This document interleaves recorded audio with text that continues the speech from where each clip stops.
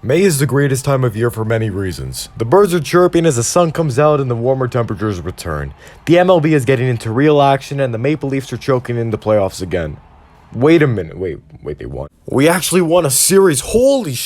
Then you got a bunch of teens and adults whiffling balls up in Brighton, Michigan. It's another year of utter calamity and madness in Major League Wiffle, where the snakes always choke on their own venom, the birds fly south and typically stay south, and the league rigs itself for competitive balance. Our same old 8 teams return, some look for vengeance, some plan on sporting different looks heading into 2023. This season should be extremely entertaining. Fair ball back to Jimmy, has trouble with it, the kid! It seems surreal that the Cobras reached the World Series entirely last season. The dominant Preds team led by the MVP, the two-headed monster with the GOAT and the 2021 MVP finalist, somehow none of us stood a chance for the Cy Young Baranowski built like a goddamn vending machine. Behind him, you got the Tom Holland Spider-Man wannabe Sawyer Bean, and that's your 1-2 punch on the mound. Surprisingly, both did well and extremely well last year until the end of the season where they got completely rocked by the Diamondbacks in the World Series. A lineup starring Jimmy Norp's puppet in Sean Flynn, the MIA footballer but unlikely hero in Andy Durand, the rip-off Baranowski that can apparently hit wiffle balls now, and Drew, one of the league's more competent sluggers last season.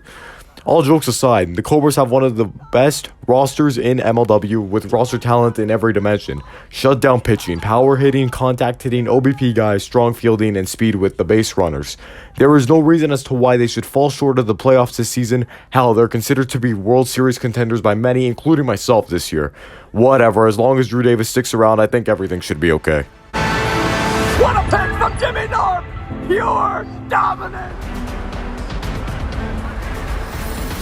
Shot to right field! That one! It can be argued that these guys won the flukiest World Series of all time. Yes, Jimmy Norp did play like Jesus Christ as per usual throughout the playoffs and shoved Flood, Bennett, Heath, and Shima in his carry-on to SoFi Stadium to get the job done when it had mattered most. Sure, Jonah Heath actually hit well in the World Series and did his part on the offensive side. Shima hit the game winner against the Mallards in Game 1 of the NLCS and drove invaluable runs in World Series Game 3. However, that's back at 2022 SoFi Stadium playoff days, where I was considering my standpoint in life as a university student. Now it's a fresh season and there is arguably nothing that has changed about the Diamondbacks. Jimmy Norp remains the lead on both sides of the ball, but Michael Shima and Jonah Heath both had absolutely brutal hitting campaigns and only came around toward the end of the season. Hell, for crying out loud, as Ward has said during the award speech, "Because I care about you so much, if you win any awards tonight, I'll try to announce them near the end of the show. Because I know it takes you until the second half of things for you to start to care about." Flood and Bennett both need to have an improved sophomore campaign because we have no clue whatsoever as to who is a competent enough hitter to take the 4th spot in the lineup. This rookie Jacob Pishka is a talent that not too many know, and we won't know him for a while longer as Norp has already ruled him out for the first series of the season. The Diamondbacks may have just won a World Series, but it's going to be a hard uphill climb for a team that has way too much to prove. It is an utter joke that this team with this many question marks was given number 1 in the broken power ranking system. Dear God, that's gotta change. The downtown Diamondbacks are going to Hollywood! They beat the Mallards here in Game 3! Shot to center field, Daniel Schultz homer! I am waiting for the vast majority of MLW fans to realize that the Eastern Eagles are the best team in the National League right now. You gotta think about it. They have 2 top 5 ace caliber pitchers in the league considering the unworldly emergence of Dallas Allen last season, and Daniel Schultz meanwhile has yet to slow down and continues to toy with hitters across the damn league. Both these two are good for both contact and power at the plate, accompanied in the 3rd spot by league veteran Zach Whalen, who had his first All-Star appearance in 2022 with his best season yet. You got 3 guys vying for the number 4 spot permanently in the lineup, but the Urinitingtree boys and Blade Walker all bring something to that spot. Realistically, these guys should have the National League locked down. 2 dominant pitchers and a depth aplenty in the lineup, eliminating the 4-man lineup and 6-inning limit rules. However, you gotta hope that they don't self-implode down the stretch and pull another choke out of their rear end in the goddamn playoffs again. Fantastic regular season team, folds in the playoffs quicker than a cheap suitcase. For the love of God, do not pull another Leafs on us. Swing and a miss! We actually won. I can't make this joke anymore. We actually won a playoff round. Oh my John Tavares. Oh, you are a sexy.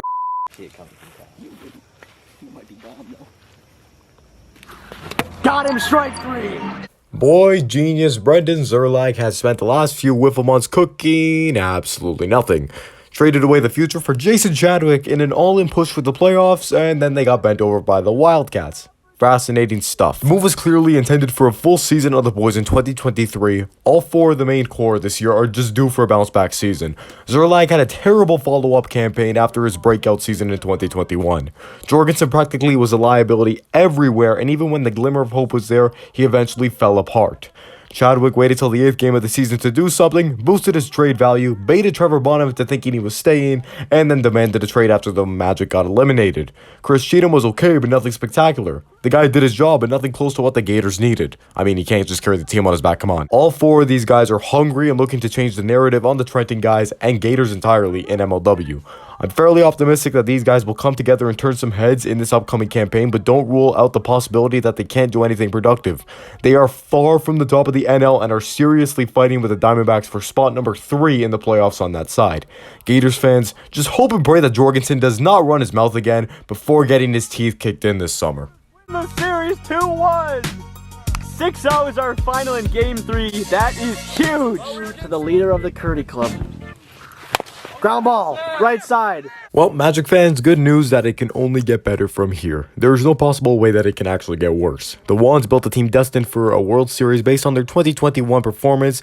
Then they forgot how to hit, play defense, and overall how to play wiffle ball. A fraction of that core is returning in what looks like to be a bounce-back year for the league's worst in 2022. Agner the Broken Compass is coming back for another year of managing alongside somewhat promising Jordan Curdy and the team's 2022 ace Trevor Bonham. The rest got moved one by one and team chemistry is severely lacking, however the star power is present.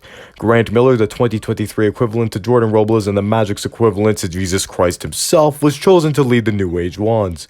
Somehow Liam Jackson and a 2024 pick turned into the tallest 15-year-old that doesn't play basketball in the 6'5" giant named RJ Walgate. Throw in a little batting depth in AJ Ackerman and you somehow have a brand new 4-man lineup, and Trevor Bonham doesn't even have a spot in the pitching rotation. I could see Grant taking some reps, but Bonham should have at least one start every series. At least one. I don't know if a development strat or team building strat is what these guys are going for in 2023, but based on the acquired talent, the positives that last year's survivors brought, and hopefully Agner being present full time, the Magic are going only up from here. And Agner did it all by himself. Yup, not like competitive balance was prioritized here. Mallards gave up Grant Miller with 0. Oh, Jordan Robles! I don't want to hear any Mallards fan argue that they gave up Grant Miller for Preston Colm and a future pick, because there's nothing that we can do to control this. However, the Mallards are still in a very iffy spot right now, because they're extremely top heavy. You got Jordan Robles and Tommy Coughlin. They make up 50% of your batting core, and Robles will make up for 66% of your pitching tandem. Both are elite and should continue at that level in 2023. However, there are way too many question marks beyond this. Colm will be entered into the lineup immediately, but it may take the youngster a little bit of time to adjust into MLW. Irwin is inconsistent, but just got engaged. Congrats on that. Now hit a damn wiffle ball. Matt Carlington might hit, but he's more of a strategy tool so the Diamondbacks can get bent over now by elite manager Thomas Coggs III. Ben Wilson and Davenport also exist. That's all I can say. They did practically nothing in 2022 for Quack Attack. Both Caden and BDZ looked good in their appearances against incompetent whifflers in 2022 on the mound, so who the hell knows what they're going to do in 2023. This is a very top-heavy team with way too many question marks. They make your math homework less confusing than this. Their top guys should power them to the playoffs, surely, but these guys do not look complete enough as of May 2023 to compete for a World Series championship. Strike 3, he got him! Shot into center field and gone! Brian Kratz. I present the final of our top 3 for the 2023 MLW season. The Pacific Predators return. What a shock without a singular change in the core. Kratz had one of the most quiet MVP campaigns in MLW last season. There's no way I'm going to crap on an MVP who did his job in every single game. However, his supporting cast and pair of best buddies there in Warda and Russell have a pretty solid start to the season every single year, and then eventually crumble and become zombies by the end of the season. I'd say the 4th spot in the lineup looks pretty bleak right now, but it took 4 years and the Preds finally hit on a draft pick. Welcome Jake Longman, a dude who has been scouted for at least 4 seasons now by teams across the league. Perfect guy to fill in for the 4th bat while Mac Hawley heals off from an injury, and Rudy Ramirez does one thing and causes chaos but nothing more from the bench. Finally, second-year pitcher Evan McGlade had a pretty underwhelming sophomore season after being a promising undrafted prospect, but this role shouldn't matter come playoff time. The batting depth is what kills these Predators every single season. Nobody but Crouch is able to produce down the stretch, and it eventually catches up to the now 11-year franchise. If Warda and Russell get Thanos snapped by Slave 4 again, this team isn't going anywhere, and this wouldn't be the first time. The Cobras win the series and advance to the World Series! Ground ball!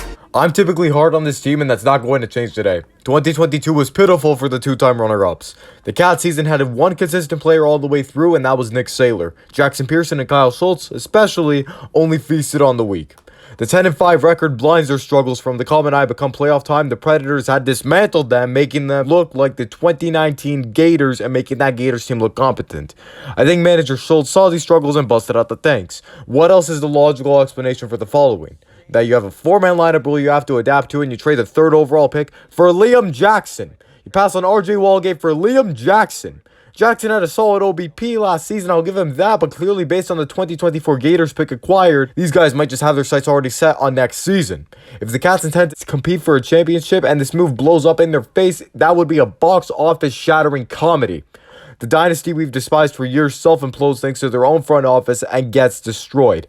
At the end of the day, it's Kyle Schultz and Nick Saylor. I'm not too sure that I would count these guys out that fast. However, without a clear direction, it seems that the Wildcats will be packing for Cancun already. Camp, and the ball game is over.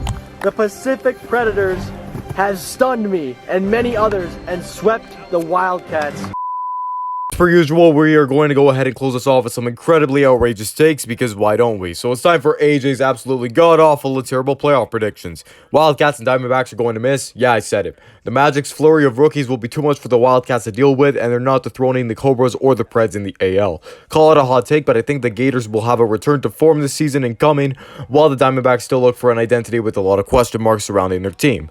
The Magic and Gators are easy LDS exits in their respective leagues. Mallards and Preds are gone in the LCS against the Cobras and Eagles, setting up the Cobras-Eagles World Series that will have the Cobras finally, after 8 years in MLW, reign victorious. I am most likely getting massacred in the comments for these takes, but we'll leave that for another day.